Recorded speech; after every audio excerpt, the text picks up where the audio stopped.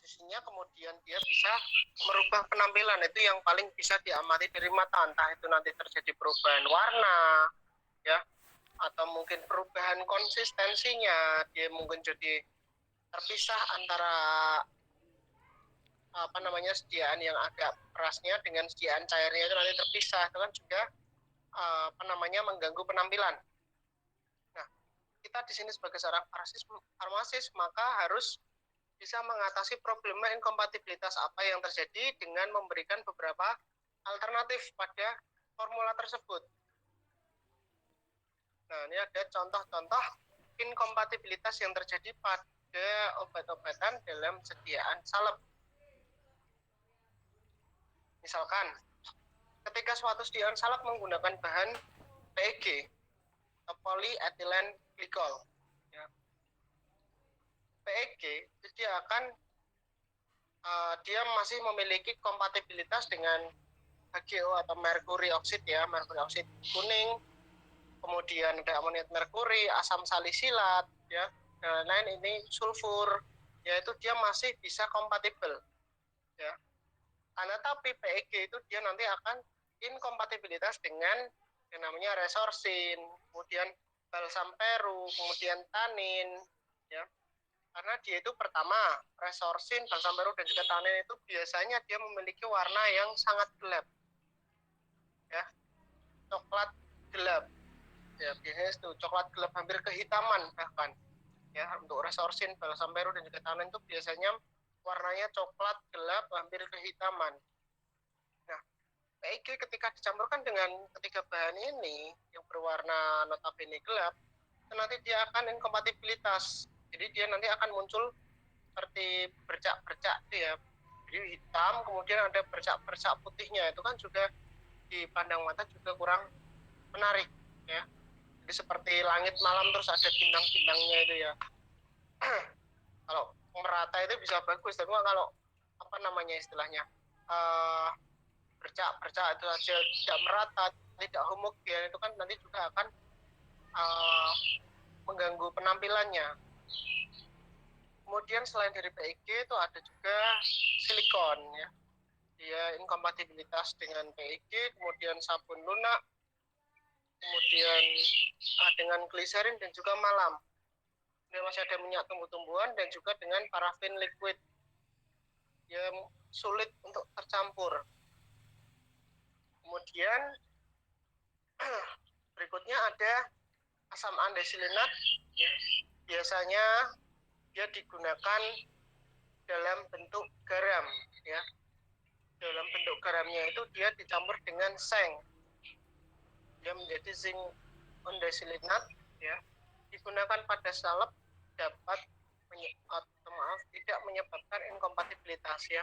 Itu salah satu mengatasi caranya. Banyak sih ya yang biasanya diubah dalam bentuk garamnya ya.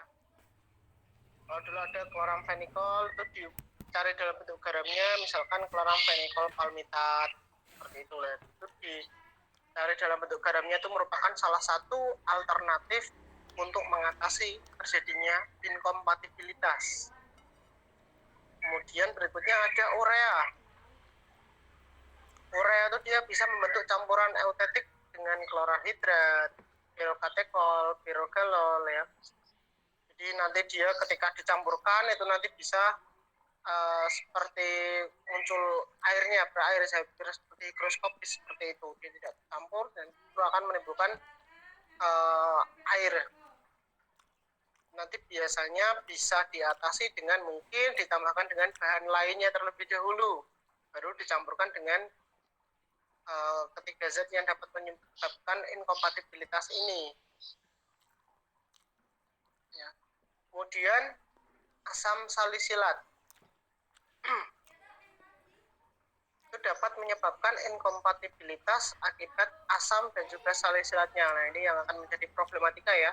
Asam salisilatnya jadi yang dalam bentuk asam, tapi dia bisa menimbulkan inkompatibilitas ya akibat asam dan juga salisilatnya.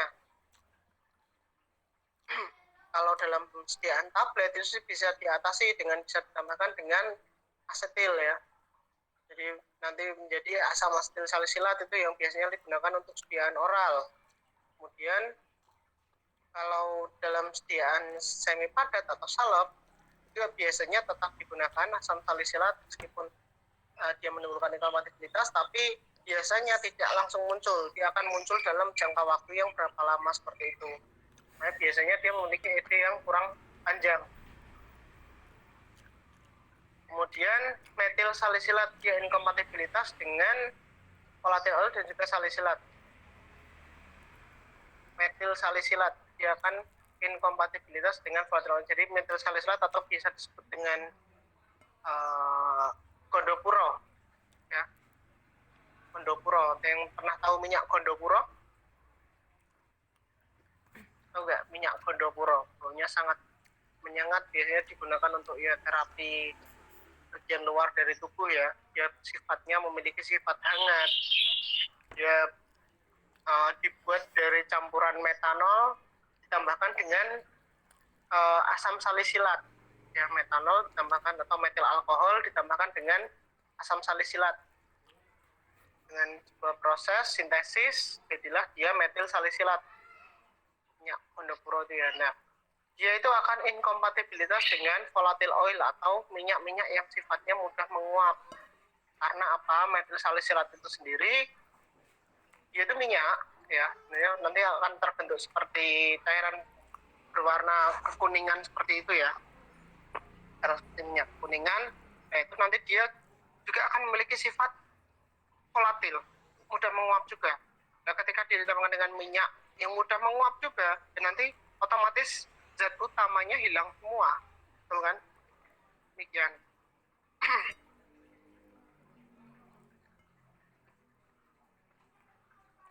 Kemudian berikutnya ada resorsin. Resorsin dia akan inkompatibilitas dengan zat-zat yang bersifat alkali atau zat yang sifat kebasaannya itu sangat tinggi, ya. Kebasaannya sangat tinggi. Basa sangat tinggi itu berarti pH-nya tinggi atau rendah? Rendah. Halo? Zat yang bersifat alkali atau basa yang sangat kuat itu ya otomatis pH-nya tinggi atau rendah? Tinggi. Oke, pH-nya tinggi ya. Yang pH-nya tinggi.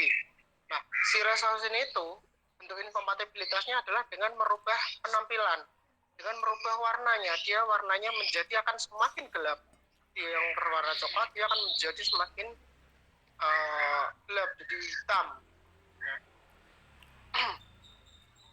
Kemudian dia bisa juga membentuk komponen yang berwarna dengan FeCl, ya, ferrichloride atau besi kan ini kan bisa membentuk komponen nanti yang akan menyebabkan perubahan warna juga. Kemudian dengan kloroform, dengan formaldehid, formalin. Kemudian bisa juga resorsin ini membentuk campuran atetik dengan asetamid, asetanilit ya, antipirin, camphor dan lain-lainnya ini ya.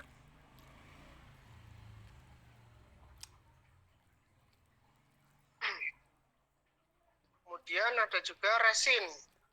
Resin itu dia dapat mencair atau melunak ketika dicampurkan dengan camphor atau mentol. Dia juga membentuk campuran eutetik. Ya. Campuran eutetik dengan camphor, mentol, fenol. Ya. Dia akan menjadi hampir seperti bubuk yang mikroskopis, jadi menimbulkan cairan, menyebabkan perubahan zat padatnya menjadi cair. Ya. Makanya dia akan menjadi mencair atau melunak jika dicampurkan dengan zat tersebut. Dan berikutnya ada promethazine hidroklorid ya. Dia bersifat asam. Hampir semua yang bersifat asam ya itu kan bisa bercampur dengan alkali sebenarnya. Ya. Akan tetapi pada promethazine ini dia bersifat inkompatibilitas dengan yang namanya alkali atau zat yang bersifat basa. Karena dia akan dirusak oleh oksidator yang terdapat pada zat alkali tersebut, zat yang bersifat basa tersebut. Dalam tanda kutip promethazine hidroklorid ya, HCl. yaitu kan sifatnya asam, kemudian dia ditambahkan dengan sifatnya basa yang biasanya bisa larut, tapi akan tetapi untuk permetasin ini dia akan rusak. Kenapa? Karena dia akan dirusak oleh oksidatornya. Kemudian berikutnya ada prokain hidroklorid, sama ya, sifatnya hampir sama seperti permetasin hidroklorid, dia sifatnya asam. Tapi kalau prokain hidroklorid ini dia akan mudah diendapkan oleh alkali. Ya. Selain alkali juga alkaloid. Ya.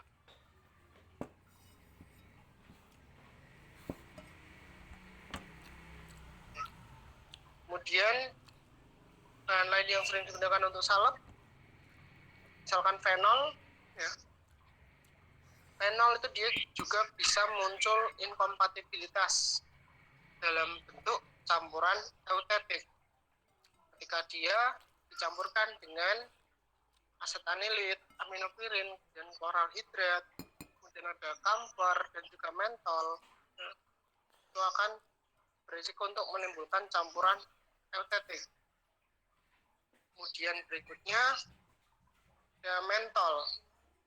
Mentol itu dia sangat mudah dirusak oleh oksidator kuat. Ya. Kemudian ketika dia dirusak oleh oksidator kuat, akibatnya apa? Akibatnya dia muncul inkompatibilitas dalam bentuk likuifaksi, ya, liquefaction. Ya. Jadi nanti dapat menyebabkan mungkin tidak homogen, ya, zat utamanya menjadi tidak merata, otomatis nanti juga akan terjadi perubahan efek, ya. Efek yang diharapkan tidak muncul ketika terjadi inkompatibilitas ini, liquefaction. Oke.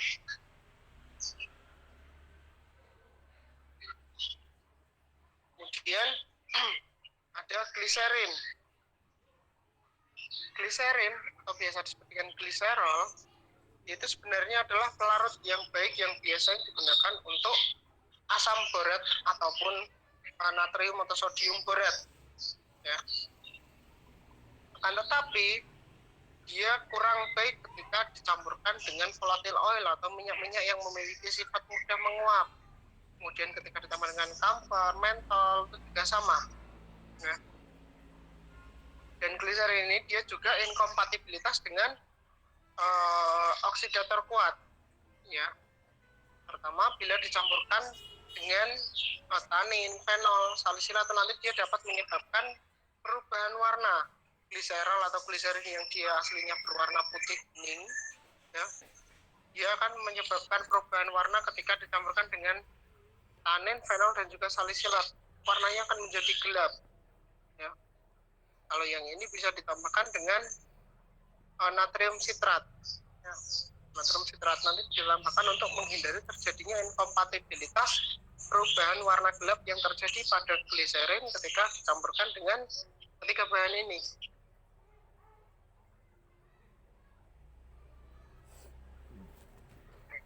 Kemudian lainnya itu ada lidokain hidroklorid, ya. Dia inkompatibilitas dengan garam alkali. Lidokain HCl yang notabene dia sifatnya asam, ya, dia inkompatibilitas terhadap zat alkali. Prinsipnya sih sama, biasanya dia dirusak oleh oksidator yang terdapat pada kandungan alkali. Kemudian iodoform, iod, ya.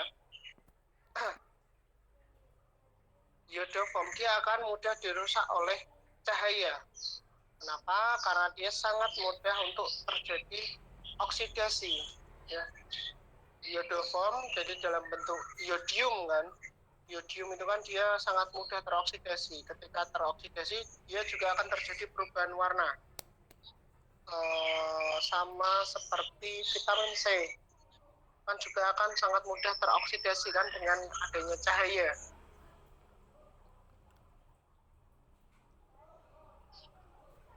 Kemudian iodoform ini dia juga inkompatibilitas dengan HgO atau merkuri oxide.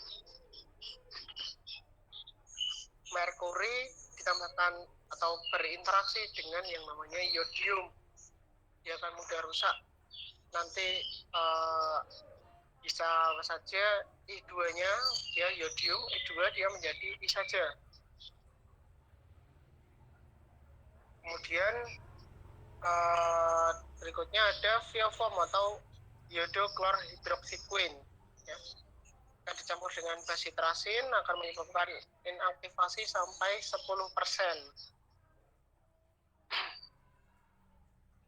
Kemudian ada ihtamolum, atau biasa kita sebut dengan ihtiol. Ya.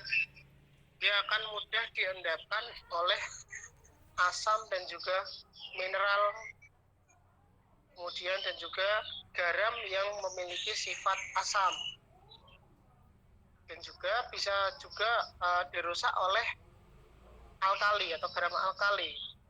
Kenapa? Karena ihtiol kan dia warnanya juga gelap, tapi konsistensinya lebih cair.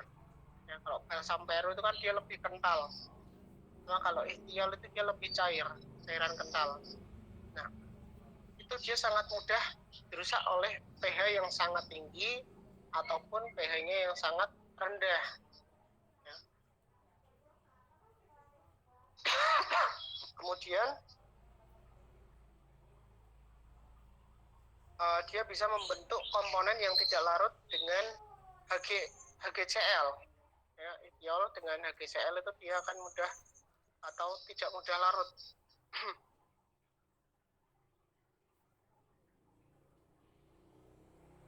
Kemudian berikutnya ada asam benzoat. Ya, asam benzoat itu akan inkompatibilitas dengan zat-zat yang memiliki sifat logam, baik itu besi, ya, ataupun argentum, perak, ataupun dengan merkuri, Hg. Ya. Kemudian balsam peruvianum, dia dapat menyebabkan masalah pada salep. Kenapa? Karena dia tidak dapat tercampur hampir dengan semua bahan. Ya, balsam peru dia sulit tercampur dengan semua bahan. Kenapa? Karena kalau kita lihat sendiri, balsam peru itu konsistensinya sangat kental, ya, sangat kental, hampir padat bahkan balsam peru itu. Ya. Padat, dia sangat kental, otomatis dia akan sulit digunakan ketika dia dicampurkan dengan bahan-bahan obat yang memiliki kelarutan sangat rendah. Ya. Biasanya si balsam peru ini bisa ditambahkan dengan castor oil terlebih dahulu sebelum dicampurkan dengan bahan-bahan yang lain. Karena salah satu fungsinya itu adalah sedikit melunakkan atau mencairkan balsam peru ini, jadi dia tidak terlalu kental atau lebih mendekati padat bahkan. Kemudian basitrasin dia sangat mudah diurai oleh larutan alkali kuat. Ya. Kemudian si basitrasin ini juga akan turun aktivasinya ketika dia dicampur dengan yang pertama adalah oksidator, yang kedua adalah natrium tiosulfat. Ya. Kemudian si basitrasin ini juga mudah diendapkan oleh garam-garam dari logam berat. Dengan asam benzoat, asam salisilat. Kalau asam salisilat dan tanin kita sudah bahas di depan, ya. Kemudian nah ini dengan NaCl atau sodium klorid atau natrium klorid ini, tapi hanya dengan NaCl yang konsentrasinya tinggi, NaCl yang dalam konsentrasi rendah. Dan ada perborat, sifatnya hampir sama dengan sodium borat atau natrium borat, dia inkompatibilitas dengan oksidator dan juga borat itu sendiri. Ya.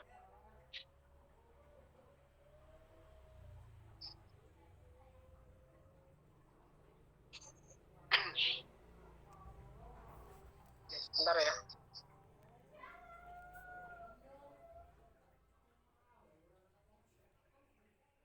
Dan juga parafin liquid. Ya. Di sini aslin. Nah, phenol dan camphor, ya, nanti tidak bisa terjadi, tidak akan terbentuk larutan. Ya. Nah, phenol dan camphor. Nah, kemudian akan muncul serbuk yang keruh atau berwarna keruh, itu juga kurang enak dipandang mata. Kemudian cara mengatasinya biasanya fenolnya itu dicampurkan dalam kadar yang lebih tinggi terlebih dahulu, ya. Di mana fenol biasanya hanya 14%, ini perlu digunakan banyak minimal 24% fenol, jadi harus 2 kali lipatnya minimal.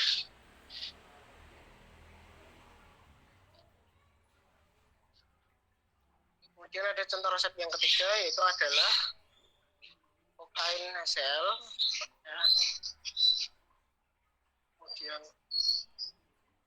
problematika yang terjadi pada formula ini itu adalah ketika pembuatan larutan asetil dengan cara pelelehan, tetapi ketika dia sudah didiamkan dalam waktu berapa lama dan hanya pada suhu kamar saja, itu dapat menyebabkan terjadinya penghaburan, ya. Mana penghaburan ini terjadi dari senyawa 1 mol yang pada zat utamanya yaitu kokain HCl dengan pada sediaan fenol itu adalah 2 mol. Nah, itu akan menjadi problematikanya. Kemudian kalau yang ini dia dapat diatasi dengan mengganti, ya, kokain HCl. Kokain HCl itu kan dia sifatnya kan asam, bisa diganti dengan yang kokain yang sifatnya basa.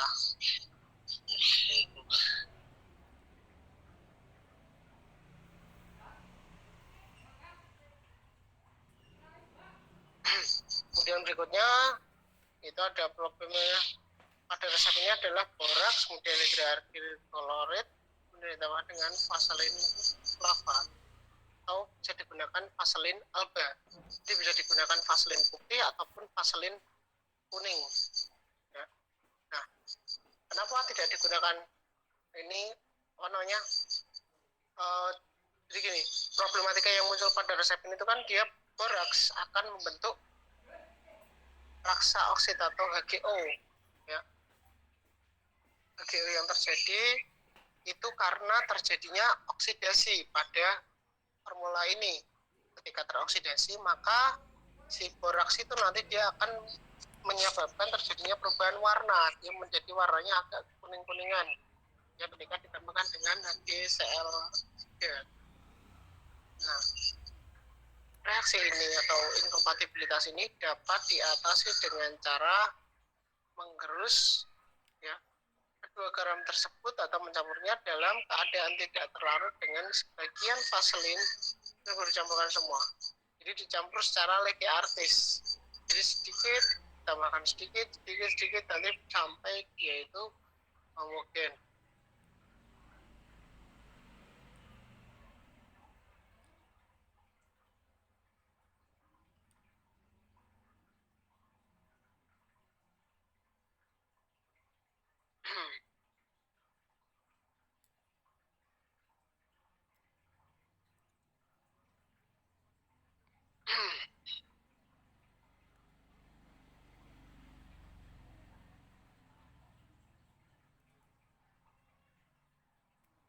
Oke, kemudian pada resep berikut, yaitu resep obat yang digunakan itu adalah iod tambah dengan kalomel dan juga vaselin.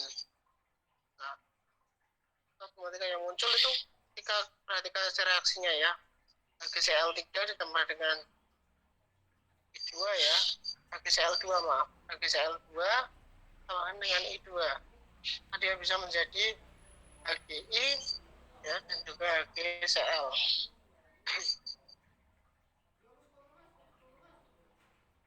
Biasanya hal ini diatasi dengan cara mengkombinasi beberapa obat. Tetapi pada ini dikatakan bahwa beberapa perhewan, ya, ada yang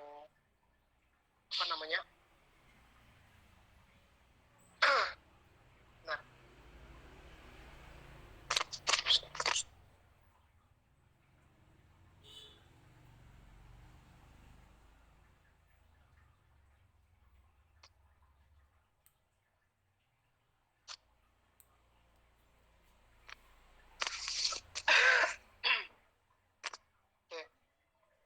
lanjut ya. Jadi kombinasi dari senyawa raksa itu dapat menyebabkan senyawa halogenida.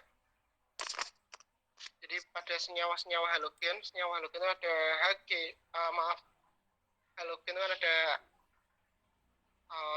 F, kemudian Cl, Br, ya, I, kan merupakan senyawa halogen yang dapat larut biasanya tidak dicampurkan dengan senyawa raksa.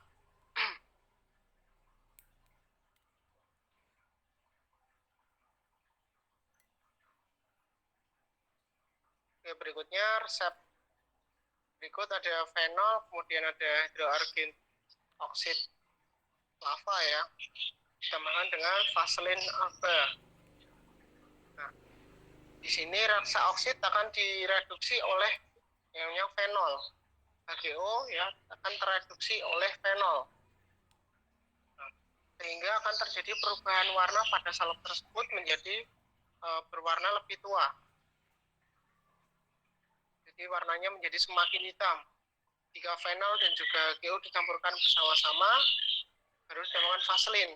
Nah, biasanya untuk mengatasi hal tersebut ya, atau hal seperti ini biasanya dapat dicampur dengan sebagian vaselin dulu. Ini hampir cara yang hampir bisa digunakan untuk inkompatibilitas ya. Biasanya ditambahkan yang mana dulu. Kalau ini ditambahkan ini terjadi inkompatibilitas, maka ditambahkan zat lain dulu yang biasanya bersifat netral ya, tidak memicu terjadinya interaksi, tidak memicu terjadinya inkompatibilitas, biasanya bisa ditambahkan terlebih dahulu. Contoh saja pada resep ini, misalkan fenol dengan hidroargin oksid lava itu dia nanti bisa menimbulkan perubahan warna, maka bisa ditambahkan dengan zat lain yang bersifat netral terlebih dahulu. Itu contohnya adalah vaselin putih, ya, vaselin alba. Ditambahkan dulu si fenol dengan vaselin alba sedikit, kemudian ditambahkan lagi, baru setelah homogen pada vaselin alba, dia ditambahkan dengan hidroargin oksid lava ini.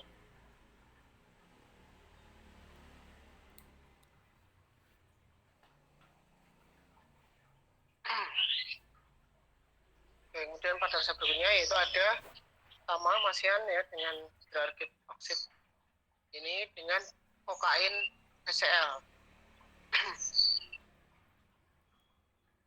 Baru ditambahkan dengan vaselin ya. Inkompatibilitas yang terjadi pada resep ini itu adalah dapat menyebabkan si salep mata ini kan resep untuk salep mata ya. Jadi dapat menyebabkan bentuknya merangsang. Jadi otomatis ketika digunakan pada salep mata ya, menggunakan pada bagian mata itu nanti dia akan terasa perih ya.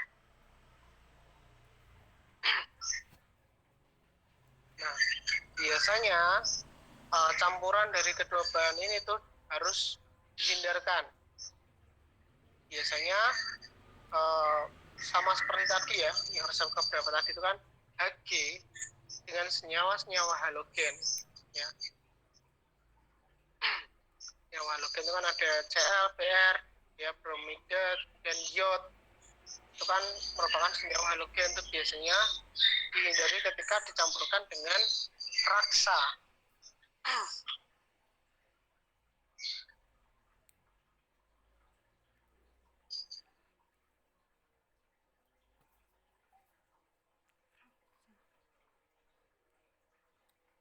Oke, kemudian iya, nah, ada salep merkuri sama unguenta merkuri precipitat lava ya. Tambahkan dengan solusi adrenal hidroklorid ya, larutan adrenal.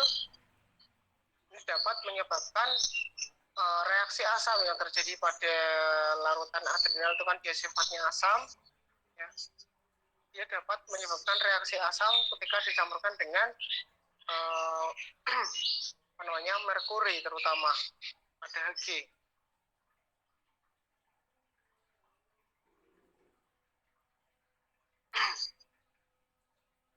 Oke, kemudian resep berikutnya adalah anestesin ya, kemudian natrium bikarbonat, kemudian asam salisilat asam salisilat, dan juga vaselin. Sama inkompatibilitasnya, ya, biasanya ditambah dengan basis salepnya terlebih dahulu. Bahkan kalau ini perlu didiamkan selama 1 hari, ya.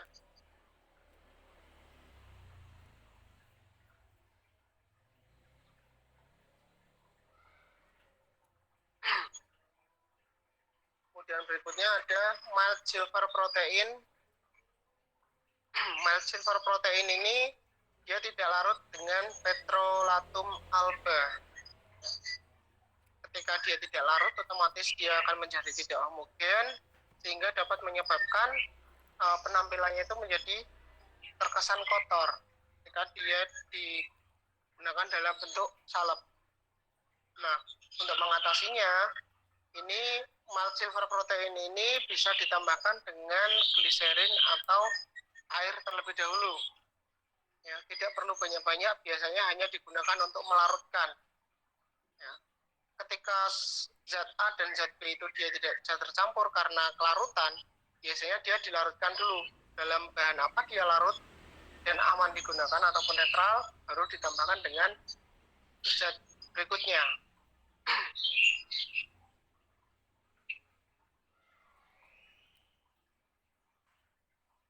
Oke, kalau yang bagian ini, di sini ada sulfatiazol, kalamin, fenol, dan juga Uenta aquarose atau air mawar. Dia di sini ingin membuat cold cream atau salep yang sifatnya dingin, ya. Salep ini dia berbentuk emulsi. Nah, dia akan mudah dirusak oleh yang namanya kalamin. Kalamin, kemudian garam logam berat, dan juga asam.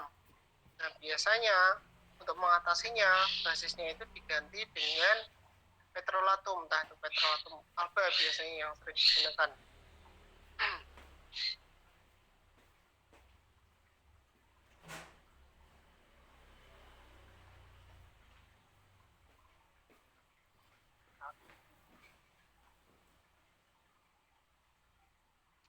Oke, oh, yang ini ada beta-naptol dan sulfur, dan juga balsam peru dan petrolatum alba. Jika atau inkompatibilitas yang bisa terjadi pada resep ini yaitu adalah terjadi pemisahan resin pada balsam perunya, ya.